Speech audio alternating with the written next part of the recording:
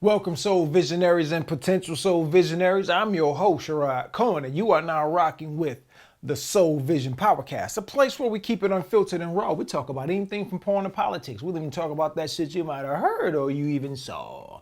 Today, we're going to talk about, man, some crazy shit, right? 10 professions with the most psychopaths. Let's kick it. Yo, the 10 professions with the most psychopaths. That's what we're going to talk about today. You know, it's just an article by Julie Mahfood, and this was published a few years ago. And I'm gonna put the link to this in the description. And so they say the 10 professions with the most psychopaths. When the average person thinks of a psychopath, we think of someone like Anthony Hopkins, right? We think of a murderer or someone capable of inflicting pain without remorse. In fact, a lack of remorse is a key aspect of the psychopath's or sociopath's makeup. The medical definition of the word is a mentally ill or unstable individual, especially one having an antisocial personality. Key traits include a lack of empathy, shallow emotion, and fearlessness. In a psychopath, as defined by psychologists, these traits are typically coupled with things like superficial charm and lying, overconfidence, and egocentricity, as well as a lack of long-term goals and a short attention span. This can all be compounded, of course, by dangerous propensity for aggression and violence. And in this day and in this time, see, this article was written in 2014, but in this day and in this time, I'm going to tell you this. A lot of people have this trait, man. A lot of people. Brain scans show differences in the brains of people classed as psychopaths, especially in areas to do with processing emotion or lack thereof. However, not all these people walk around killing indiscriminately or killing at all. A person may fit the psychopathic personality profile, but may have been raised in such a way that he or she would be unlikely to actively or immorally inflict violence upon others. That said, the tendencies may translate to what we refer to as killer instincts. In fact, possessing the psychopathic traits as listed above can actually be a benefit in some lines of work. Author Kevin Dutton, a research psychologist at the University of Oxford, has studied the psychopathic brain extensively and has compiled a list of jobs most likely to attract and foster the psychopathic personality. According to Dutton, psychopathic traits are most likely in the following 10 careers. So if you fall into one of these categories, you might want to take Dutton's psychopath test to see if you have the potential to be a real life Patrick Bateman. Number 10, civil servant. Have you ever been sitting across from a government employee asking for help only to have them refer to section 3.44 of some city code or bylaw and then look you in the eye and blankly refuse to bend or something on something most would find paltry? Part of being a bureaucrat is the ability to remain emotionally uninvolved from each individual case. Having psychopathic traits comes in handy in this line of work where empathy and embarrassment have no place. The psychopath will appreciate, too, not having to take responsibility for decisions made. In this line of work, the psychopath may be able to hide behind the "those are the rules" wall. Oh, okay. Dig this one. Number 9, chef. Damn, a chef? Let me see. Let's check this out. It is widely known that chefs have huge egos. It doesn't take a genius to see that much. Consider how Gordon Ramsay speaks to people or how exacting Julia Child was to the point of seeming unforgiving when it comes to the wrong ingredients or a kitchen mishap. Overconfidence is something that would certainly come in handy over a fire, and chefs are known too for their inflated idiosyncrasies, such as carrying their own set of knives with them everywhere that no one else must touch. No one else's knives could possibly do the job. Narrow focus? Check. Aggressive? Just ask a sous chef. Number 8. Now, man, I'm going to tell you, man, I done ran into some of these jokers right here. I done ran into some of these. Clergy. Whoo. A U2 song has the lyrics, I'm in the waiting room, can't see for the smoke. I think of you and your holy book while the rest of us choke. These words sum up certain aspects of psychopathy. Studies show that clergy, whether priests, imam, rabbi, or none, are able to blot out reality and responsibility due to God's or the prophet's will. Talk about blame externalization. Historically, many clergymen have shown emotional ease when confronted with atrocities, sometimes even helping to carry out horrible human rights violations. In modern communities, some still show an overconfidence that they are the correct ones instead of the humility religious leaders should embody.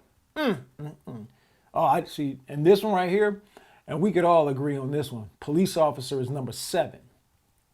It is often said that those who become police officers come from the same background and general lifestyle of those who become criminals. In fact, many who go into law enforcement reach a point in their lives where they must decide which side of the law to be on. Wielding extreme power, not always with much regard for those they wield it over, unfortunately sums up some members of law enforcement. What other psychopathic traits fit well within this job? Lack of fear, ease of lying to someone's face, egocentricity, narrow focus, extreme confidence or overconfidence, and a low threshold for frustration and violent displays. Number 6, journalists. Journalists have to break the tough stories and must be willing to do just about anything to get a scoop. They will leave a family dinner or church gathering for a good lead and will never, ever reveal their source. A lack of emotional connection with others is almost a given, as with many occupations that demand constant interruptions to one's personal time. Overconfidence can come in handy when pumping others for information. Lying to someone with a straight face is also useful. Bluffing, for instance, that you already have the information. Among paid occupations, few can display less empathy than journalists. Their obligation to report impartially means that they have to stay almost cold even in the face of wide-scale disaster. Indeed, for many great journalists, no individual is exempt when it comes to getting the story, no matter whose toes have to be stepped on in the process. Damn, this shit is interesting. Number 5, surgeons. One would think that surgeons should be very empathetic. Just the opposite. In fact, a good surgeon can and should remain objective, which is much easier for someone with little natural empathy. Surgeons have the reputation of being arrogant and cocky or overconfident, of being egocentric to the point of being divas, and are able to have an extremely narrow focus for the task at hand. In this rare case, the latter is actually a good thing. And when you are about to crack someone's chest cavity and put your hand right on their beating heart, a lack of fear is not a bad thing either, at least in this case. Such actions are sanctioned. Number 4, damn salesperson. You know that salesperson who comes on too strong, who is sure he or she has just the thing for you and follows you around despite your attempts to shake them? They can seem maybe a little sociopathic. In this field where commission is often the way people make a living, extreme confidence and fearlessness are positive things. A nervous Nelly with poor self-esteem would hardly inspire you to spend. Shallow and insincere, check. Ability to lie right to your face, sounds about right. And an inability to plan for the future, well, some people do this for 40 years. Number 3, TV and radio media. How could one be attracted to a job involving the limelight and or the admiration of one's work without having an overinflated ego? If a person did not have a big ego to begin with, would this be possible to avoid after spending time pursuing such a career path? The career attracts people who like their faces and voices to be recognized. It's important in this line of work to be able to make a light conversation on a regular basis, read shallow and insincere, to not have or at least not exhibit fear, to be overly confident, and to have somewhat of a narrow focus to the task at hand, each job being very particular. Is Oprah Winfrey a psycho or Barbara Walters? If these famously sensitive women suffer from a lack of empathy, then they're also experts at pathological lying. Hey, you know Oprah be on some bullshit. Her and that Gail chick. Yeah, you know that. Lawyer.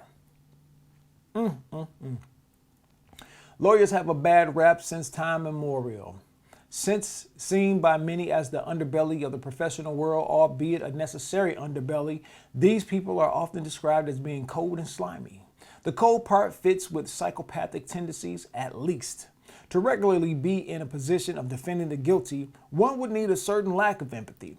With every perpetrator comes victims. By association, it paid literally to be an expert at not feeling guilt or shame, to be good at blame externalization. I had to defend that wife abuser. It's the law. And to have an overinflated ego. In certain cases, unfortunately, convincing lying is required too. We can see how some lawyers fit the bill. Number one, numero uno. CEO. There's something almost preternatural about many top execs, as if they are untouchable, and worse, as if they have a almost infinite reach. Let's rely on Dutton's checklist for this number one psychopathic occupation: lack of empathy.